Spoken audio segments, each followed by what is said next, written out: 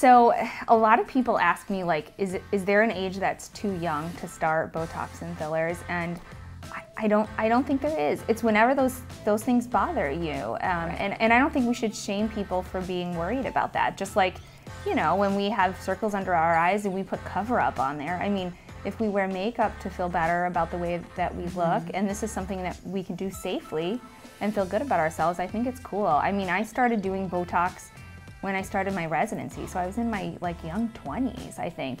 And people are always like, well, you don't have any wrinkles on your forehead, and I'm like, well, that's because they haven't moved in a decade. Right, you know? exactly. So if you're not moving those muscles, you're not making wrinkles. And so sometimes you'll see women who have had those lines for years and years, and the longer we make those muscles move, the deeper they get, and it's a little harder to reverse it.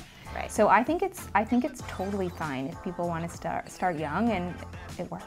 Yeah, no, I think I agree 100%. I started also, I think when I was 26 maybe, and it was the best decision I've made. I always tell my patients, you always want to start before those lines become permanent, right? Once they're in the skin, they're permanent essentially. You know, we can use Botox to soften them, but you really want to start early, and preventative Botox, I think, is spot on. I think there's reality in that.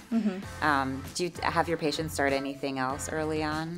Like skincare and things like that to help? Absolutely, yeah. I mean, I think that's sort of part of the whole conversation, to talk about like sunscreen and protection and antioxidants for your skin.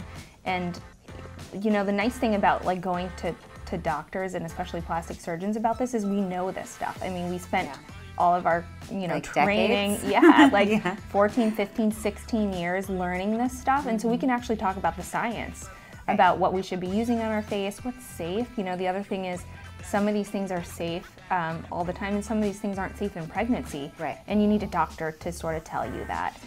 So yeah, I love having that conversation.